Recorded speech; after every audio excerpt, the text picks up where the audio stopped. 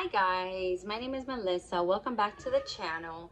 Melissa Loves Orchids. I'm here today to talk about fertilizing. I've had a lot of people ask me, what do you do to take care of your orchids? What have you learned? Because I am in no way, shape, or form any kind of an expert, or I don't even think I'm halfway there or even 25% there. Basically, I'm learning every day.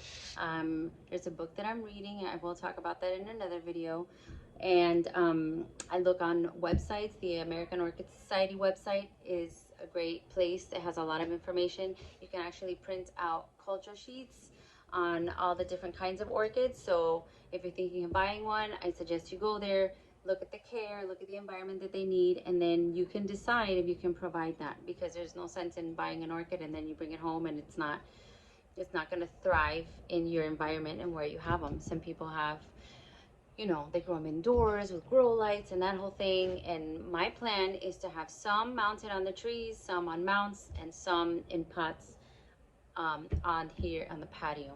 Okay, so basically I had some questions about what do I do. So for now, I'm going to tell you what I've learned and what I do and what's working for at the moment. It doesn't mean that I'm forever going to do this. What I'm going to do is I'm going to watch carefully. I'm going to see if it helps the plants, if they're growing, if they're thriving, and that's what I've seen so far. So I'm going to continue this routine for a while, and I'll tell you what I use. I use Peter's 15-5-15. This is where I purchase a lot of my orchid supplies from, Ophies International, which is right there on Chrome. And I'm trying to make it focus so you can see the information. You can find them. Here's the website. You can find them on Facebook. You can find them on Instagram. And the owner, Carlos, has very nicely written down the measurements depending on when I plan to feed. So you can choose to feed once a week. You can do it once every 2 weeks. You could do it once a month. I prefer to just do it once a week. 1 teaspoon is what I'm using. So I use these not for the inside. These are only for the outside. So I use my measurement, 1 teaspoon of this. And I got this handy sprayer with a big F on it, fertilizer, just in case.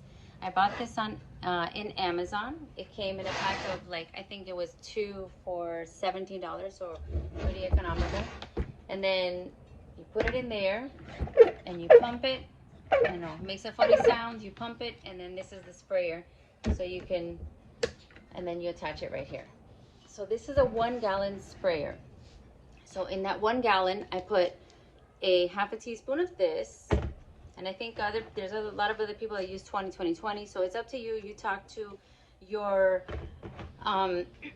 grower, wherever you get your plants from. Now, if it's like from Home Depot or whatever, they're not gonna have a lot of information. But if you visit any of the nurseries, and there's a whole bunch here where I live, so hopefully you're lucky and you have some too, you can ask the actual growers what they recommend for the plant that you're buying from them. So the next thing I use is this liquid seaweed. Okay, and they have this in different from different companies, and then you have to, this one is, I think I put a teaspoon of this also into the 1 gallon. Okay, and this is great. Along with that, I also put in, I believe, a dropper full, which ends up being like half a teaspoon of the Super Thrive. You can get it at Orchid Supply store, like from the Ophies place. You can also get the seaweed from there, and you can also get it on Amazon if you want to do that. So it depends. I would support the small businesses and go to your local supply store. The other thing, I got some advice from Carlos at Ophies, that this is great, especially in the hot summer months. Okay, this is Cali Magic. So Cali Magic, just like it sounds, You're going to get some calcium, and you're going to get some magnesium that they need, especially in these hot months. This is also a teaspoon in the gallon. And the last, is this the last?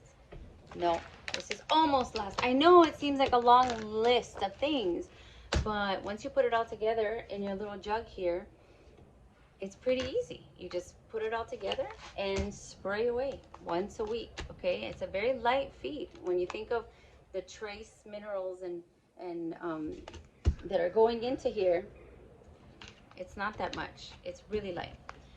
Epsom salt, no scent, just plain. This was from Amazon, I believe.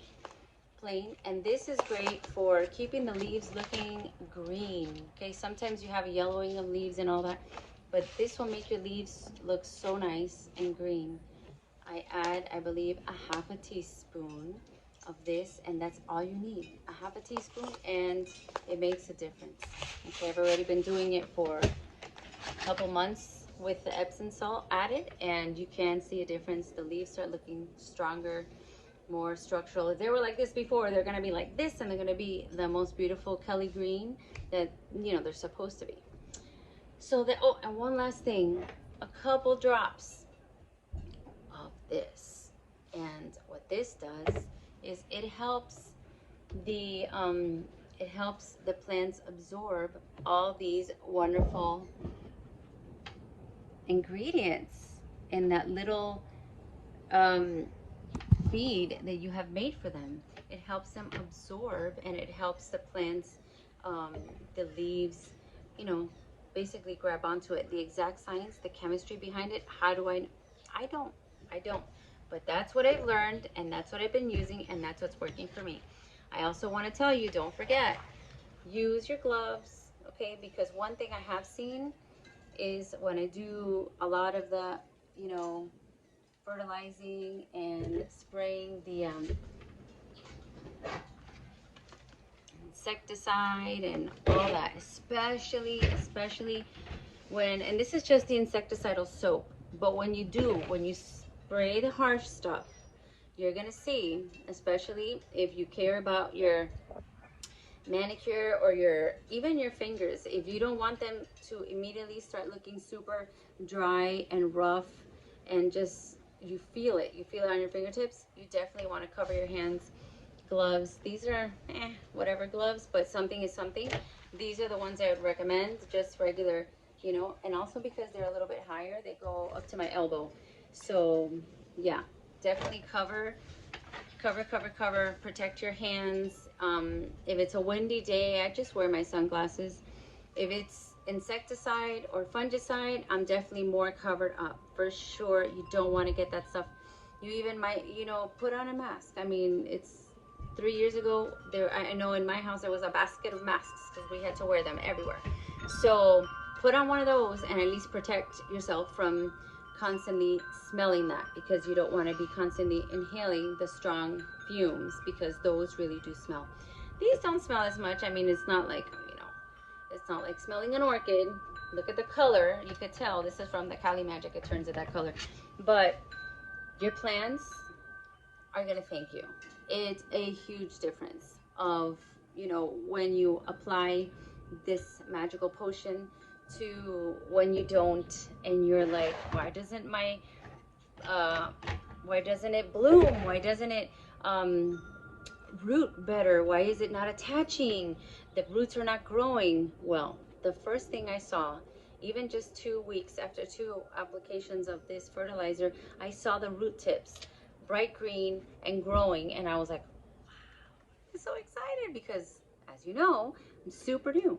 So I was so excited, and I said, okay, all right, there's science behind this. It's working. I can see it. And so this is what I'm going to continue to do, guys. I'm going to continue to do this like every week. So it's a very weak feed, but you do it weekly. So if you can't do it every week, you're going to have to adjust your formula. And there's a formula, I think it's 1 tablespoon if you do it every 2 weeks, and so on. So you're going to have to talk to, and you don't have to buy this particular one, but this one has been working for me. If you live in Miami, you go down to Homestead, and the best thing you can do when you go here is talk to someone named Carlos. He will basically, he's awesome by taking his time to explain to newbies or anybody. Or I went there and I had no idea. I said the only thing I had was that little spray, the purple spray bottle that you buy from Home Depot. That's what I had, and I didn't even know what to do with it, when to do with it. $8, and that thing went down super fast. I was like, wow, this is gonna cost an arm and a leg. And then when you see videos and you learn, oh my God, there's so many other things that you should be adding or that they would benefit from, and you go, you learn, you buy your supplies if you're really into it. If you're not, you can go to Home Depot and get that little spray bottle that's this big, $8, and spray once a week. That could be working just fine for you. For me, I took the next step. I think I progressed to the next level, and I can honestly say I have seen my Vandas rebloom. Even a couple of phalaenopsis that I was kind of testing out to see if they're going to reblooming. I'll show you really quickly. Some that I attached to the tree also reblooming. So this one was my little experiment. Look at that little experiment. It had a secondary spike. I just said, let me just leave it. I normally cut them down. Let me leave it. Let me put the I call it the secret potion on there. The leaves looking good, everything looking good, and reblooming. So they're growing, they're reblooming, and I can't complain. So thank you for joining me. This video is long enough. I'm gonna put a screenshot, I'm gonna put a picture of all of the supplies, okay?